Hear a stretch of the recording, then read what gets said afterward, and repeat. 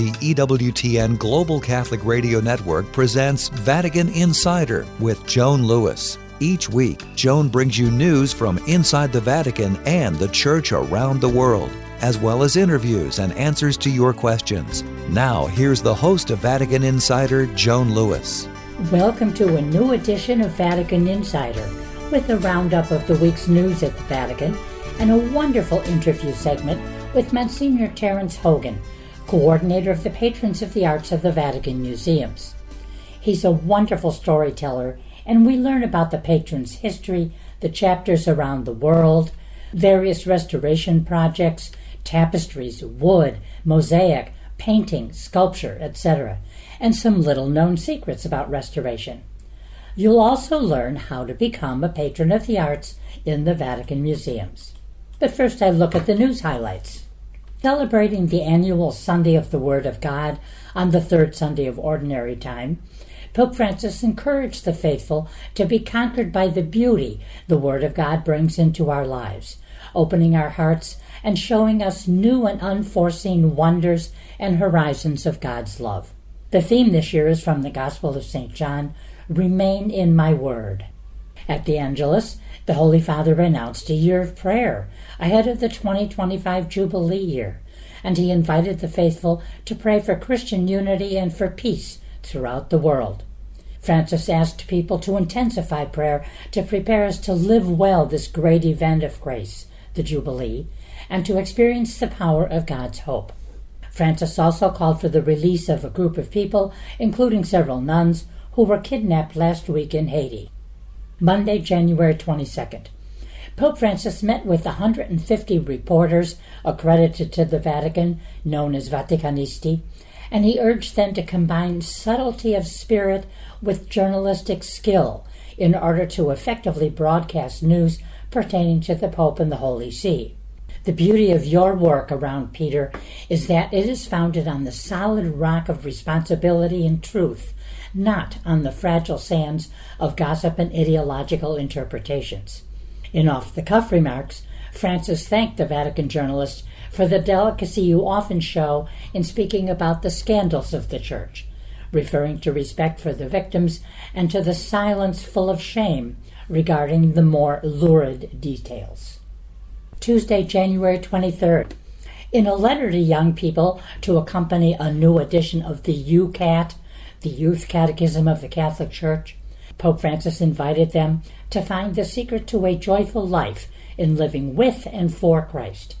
He said, reading the Gospel, praying assiduously, and studying the Catechism with enthusiasm help us to transfer to our heart and our mind the eyes, feelings, and attitudes of Jesus. Also Tuesday, Pope Francis received José Manuel Ramos Horta, the president of Timor-Leste. Timor got its first cardinal in August 2022 with Virgilio do Carmo da Silva. Approximately 98.3% of the population of Timor-Leste is Catholic. Wednesday, January 24th, at the weekly general audience, Pope Francis continued his catechesis series on vice and virtue with a reflection on avarice, explaining that avarice is not about how much wealth a person has, but it's a sin that affects us in a variety of ways. It is a sickness of the heart, not of the wallet. Francis warned that although it's possible to be masters of the goods we possess, often those possessions can end up controlling us. We can become anxious about always accumulating more and keeping what we have, but all our possessions can disappear in a moment. Let us be attentive and let us be generous with everyone and generous with those who most need us. At the end of the audience, the Holy Father noted that Saturday, January 27th, is International Holocaust Remembrance Day. May the remembrance and condemnation of that horrific extermination of millions of Jews and people of other faiths, which took place in the first half of the last century, help everyone not to forget that the logic of hatred and violence can never be justified because it denies our very humanity. Thursday, January 25th. On the feast of St. Francis de Sales, patron of journalists, the Pope's message for World Communications Day was released. Focused on AI, artificial intelligence, Francis writes that AI is radically affecting the world of information and communication, and through it, certain foundations of life in society, adding that these changes affect everyone. So, the Pope asks, how can we remain fully human and guide this cultural transformation to serve a good purpose? We must cultivate, he answered, wisdom of the heart, the virtue that enables us to integrate the whole and its parts, our decisions and their consequences, our nobility and our vulnerability, our past and our future, our individuality and our membership within a community. Also Thursday, an elderly priest, kind, gentle, fraternal, and peaceful in the face of wild and blind violence unleashed supposedly in the name of God. Thus wrote Pope Francis of Father Jacques Hamel in a message to the 27th edition of the International Days of St. Francis de Sales in Lourdes. Father Hamel was murdered in his parish church, St. Etienne de Rouvray, on July 26, 2016, at the hands of two Islamic extremists. The papal message was read by the Nuncio de France, Archbishop Celestino Migliore. Also Thursday, Pope Francis inaugurated the Vatican's judicial year, and he urged officials of the Tribunal of the Roman Rota, an appeals court, to pray fervently as they discern cases that get on their agenda. Without prayer, one cannot be a judge. If any of you are not praying, please resign. That would be better. He discussed the tension between justice and mercy, the importance of prayer for the judge's work, and the close relationship between judicial discernment and synodality. Also Thursday, Pope Francis presided over ecumenical vespers in the Basilica of St. Paul's outside the walls to close the week of prayer for Christian unity. He invited all Christians to avoid the devil's trap of division through prayerful, selfless service. Friday, January 26th, a multitude of audiences for Pope Francis. He received Volker Turk, the UN High Commissioner for Human Rights, Cardinal Christoph Schönborn, Archbishop of Vienna, Austria, Amy Pope, Director General of the International Migration Organization, Cardinal Americo Manuel Alves Aguiar, Bishop of Setúbal, Portugal, and Bishop Mariano Crociata of Latina Terracina Setse Priverno, Italy. He's president of the Commission of Episcopacies of the European Union. Francis also welcomed a delegation of the World Prayer Network of the Holy Father, members of the Mixed International Commission for Theological Dialogue between the Catholic Church and Oriental Orthodox churches, participants in the annual study visit of Eastern Orthodox monks, and participants in the plenary of the Dicastery for the Doctrine of the Faith. And that's just the papal morning. Are you breathless yet? Well, now it's time to catch your breath, sit back and relax, and listen to my conversation with Msgr Terence Hogan, coordinator of the Patrons of the Arts in the Vatican Museums. Today's question in the Q&A, what is the Roman Rota? Well, it's a Vatican tribunal. As he does every year at the start of the Vatican's judicial year, the Pope receives members of the Roman Rota, the highest appellate tribunal of the Catholic Church and the highest ecclesiastical court constituted by the Holy See. An appeal may also be made to the Pope himself, who is the supreme ecclesiastical judge. Now, the Catholic Church has a complete legal system, which is the oldest in the West still in use. The court is named Rota, which means wheel, because the judges, called auditors, originally met in a round room to hear cases. The Rota was established in the 13th century. The Pope appoints the auditors of the Rota and designates one of them the dean. The auditors of the Rota are selected from among recognized ecclesiastical judges serving various dioceses around the world.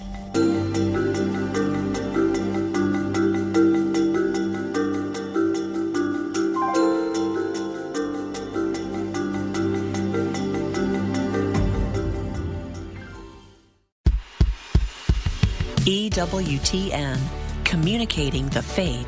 I want to thank you very much for what you have done for us these years as we converted to Catholicism 2 years ago, and you had a huge influence on us, the information that we got from you. So I do want to say a huge thank you for this show.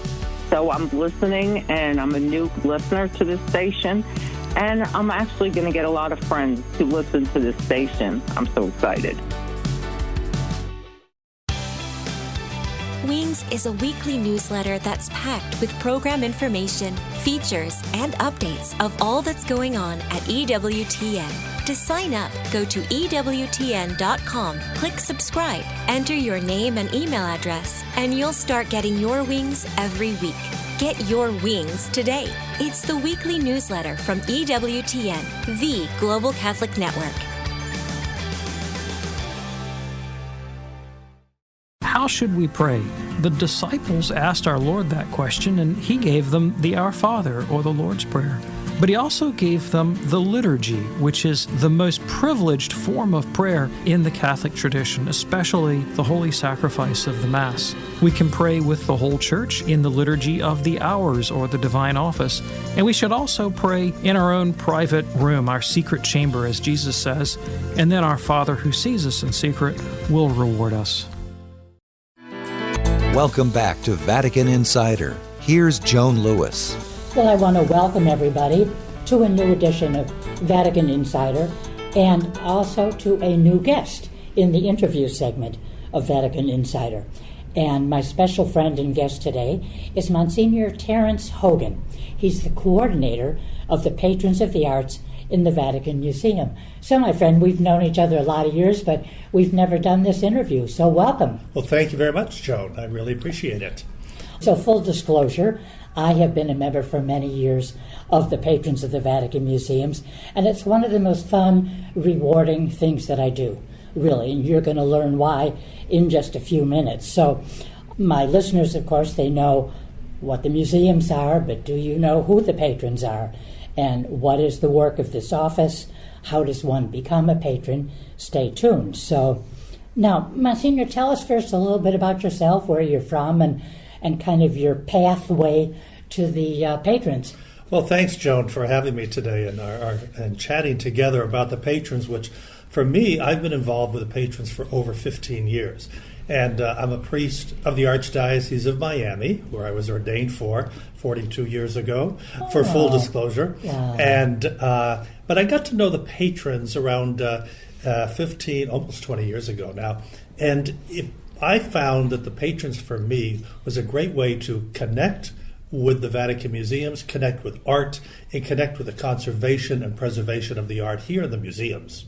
I studied over here. I got my doctorate at Sant Anselmo. So I had studied art and architecture and liturgy. Liturgy. Exactly. So with that I always background, love to tell people about the PIL. Yeah. P-I-L. The PIL, They look P-I-L. at you. What? That's the Pontifical Institute for Liturgy, folks. Exactly. So Rome has a PIL. So by being there, I met some people who worked for the patrons and were patrons, and they introduced me to Father Alan Dustin. Oh, sure. Who was actually the second director of the patrons. As you know, the patrons got started really as an idea over 40 years ago. We've just celebrated our 40th anniversary. And before that, it was the Friends of the Vatican Museum, and that's interesting. That's right. And, and so as the Friends of the Vatican Museum, what that goes back to is in the late 60s, early 70s, Pope St. Paul VI had a great idea. And he went to his loved friends. Art. Oh, he loved He started the modern art section, really, at the museums. And that's it, right there, Yeah. the modern art section. So he went to some friends in New York and asked them, he says, can you purchase art? And they did. They purchased modern art because he wanted to start the modern art, the contemporary art collection. So after a few years, the question came up, Holy Father, now, what if we conserve the art that's within the Vatican Museums? Sure. And so at this time now, St. Paul VI had passed away, and now John Paul II is the Pope. And a man named Walter Persigati. Of course. He came, he was part of the museums, and he was the first, he was a layman, who actually founded the Patrons of the Arts in the Vatican Museums 40 years ago. Well, I heard a story from Bill Wilson, who on January 10th, 1984, he was named as the first U.S. ambassador to the Vatican. He'd been an envoy, but not the U.S. ambassador, nunciature. That's a whole new level. And I remember Bill, and you can confirm this, I remember Bill telling me a story about going to the museums one day, getting to know Walter. His question was, so does the Vatican spend money on buying art or restoring art? I mean, there's so much charitable work that has to be done in the world. How can you do that? And that kind of, as I understand it, led to the conversation that led to the founding of the patrons who helped restore art. Exactly. He was very, very important. I mean, when it comes to the actual beginning of the patrons of the arts of the Vatican Museum, his relationship with the Vatican. And there was a group of patrons, New York, Illinois, Chicago, and California. Right. And they had requested some art to come to the United States, and that began this kind of pathway. Right. And Ambassador Wilson took this on, and he really was kind of the spearhead in the United States of getting the patrons going. And Bill and Betty were from California, from Los Angeles. So, Correct. That's how we had a lot of conversations, and I went to one or two events when there were the patrons, Mm-hmm. So, but it is a great story, and it makes a lot of sense. And I know a lot of people who've asked me about the patrons or the museums. They're pleased when they find out that there is a group, there are groups, chapters, we'll talk about that, out there that help restore art, or it might even be, in the case of buying, but usually restoring art from something small to something gigantic, so that, yes, the Vatican the Pope wouldn't have to spend money restoring a statue when his preference might be, certainly it is with Francis, to use that same amount of money for the poor. So it's wonderful work. Now tell me about the staff. How many work with you, what they do? Well, we have a wonderful staff here in Rome, here at the Vatican. There's five of us altogether. Well, six, and I have five wonderful ladies who have been working in the office. Sarah, particularly Chiara and Lindy and Anarita, and it's Martina. It's a wonderful bilingual group of women, and they have assisted me. I arrived full-time here 2 years ago to run the office, and we are kind of the headquarters of the patrons. And what we do each day is to tie patrons with specific works of art, and then see if the patrons are interested, or if they adopt a project, then they go ahead and they coordinate the work of the conservation. We work directly with the museums. I've been to your current office, but I remember the first one, was right off the Cortile San Damaso, San Damaso courtyard. That was amazing. That was an incredible well, office. It's an amazing place to be. I mean, any head of state that comes see the Holy Father, the Swiss Guards come down, gentlemen of His Holiness, and they fill the courtyard, and that was just literally yards from your office. Exactly. I mean, it's there being it used to be a library, it used to be the library of one of the popes, right? Yes, Pope Nicholas. Yes, and eventually we had to move to another part of the Apostolic Palace, and then became too small as the patrons grew. Yeah. And now we're in the administrative offices of the Vatican Museums, which allows patrons now, when they come and visit, every time a patron comes and they take a tour and they see what they've restored, and then they also see what is possible, we're able to invite them up to the office, which is a beautiful, beautiful office with a terrace, and we're very lucky to be there, very privileged to be there. Well, you might be receiving a visitor. I got an email yesterday and really had a smile from a gal who wrote me years ago. She's connected with the Illinois Club for Catholic Women, founded by a great aunt of mine, Julia Deal Lewis, and she was put in touch with me because of the club in Chicago. And so she came here a couple years ago, and, we met and had a meal together. So she wrote, she just got back to Rome, and she said, by the way, Joan, I've just joined the patrons of the Vatican Museums in Chicago. She said, I've let them know I'm here, and I'm waiting to go for a visit. So, who knows if you don't meet her. Wow. Well, that's the incredible thing about, the presence of the office, being able to greet the patrons who really are the ones who support all this work Well, of we course. do. Let's look at a person who becomes a patron. Look at some of your people who are already patrons. What do they do? How do they meet? How do they restore works of art? We'll talk about the Wish Book, for example. That's, among the projects. There's always projects to be done. That's on the website, which we will talk about at the end, and I will give on my blog. The amazing thing is the patrons, and one of the reasons I continued to be a patron, and then eventually now working for the patrons themselves, was the friendships that have evolved over the years. Now, you'll figure we have 17 chapters of patrons throughout the world. Oh, 17 wow. throughout the world.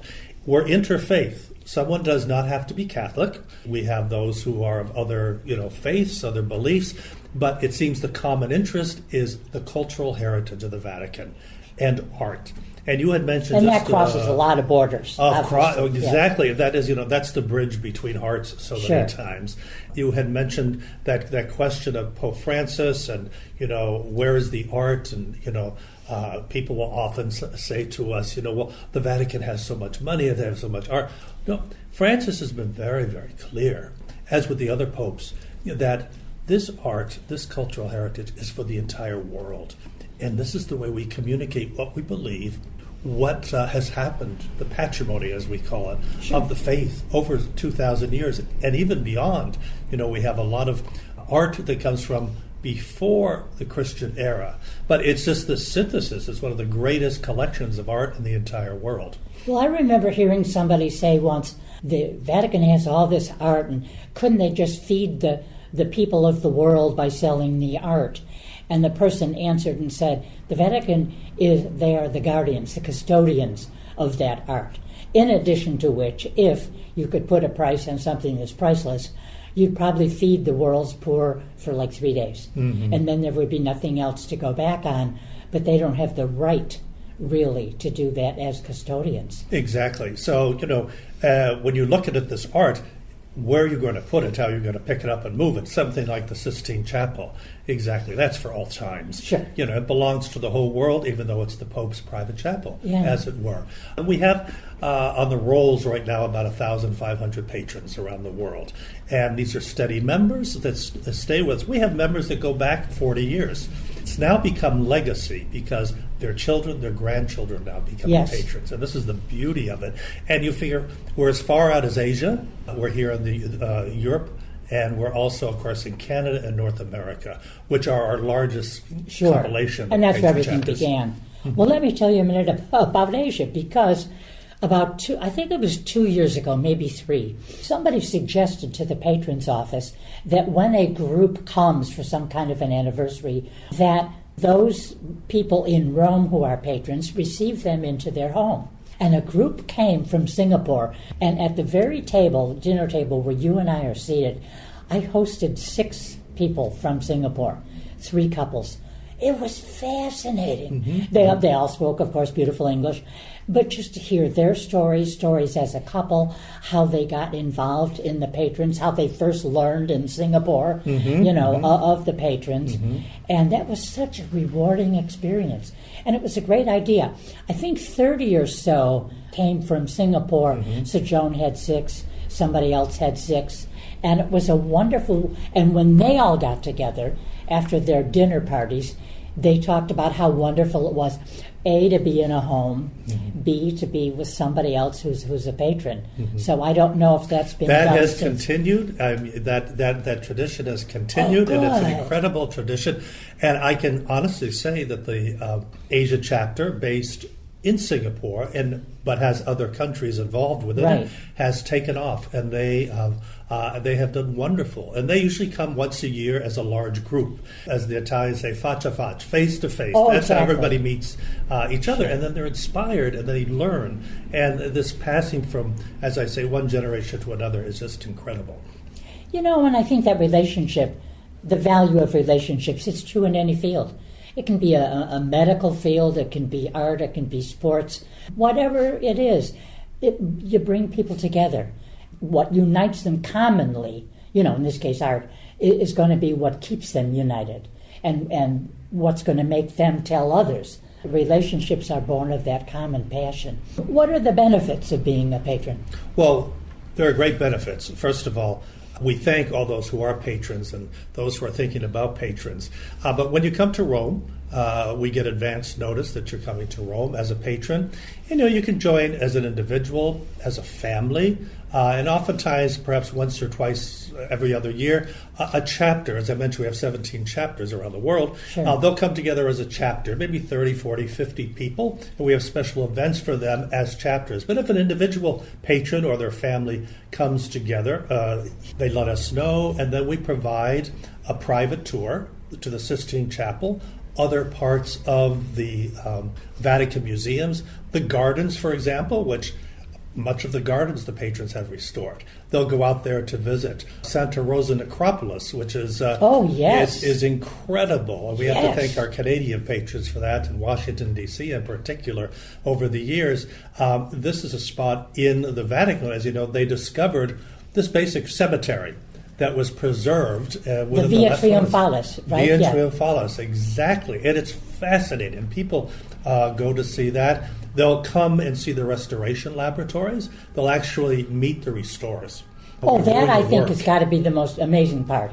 One time, not as a patron, but when I was working at the Vatican at the press office, one day I went to get a papal blessing for someone.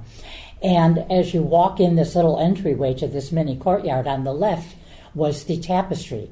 And so another colleague of mine said, "Joan, why don't we just knock on the door and see if they'll let us in?" Carmen was that way. Well, we knocked on the door. They were overjoyed. And I don't suppose just anybody could, but we were colleagues who worked at the Vatican. We're out of time this weekend, but come back next week for part 2 of my conversation with Msgr Terence Hogan, coordinator of the Patrons of the Arts of the Vatican Museums. We're going to learn then about the various restoration projects, tapestries, wood, mosaics, painting, sculpture, etc., and some little-known secrets about restoration. You'll also learn how to be a patron of the arts in the Vatican Museums.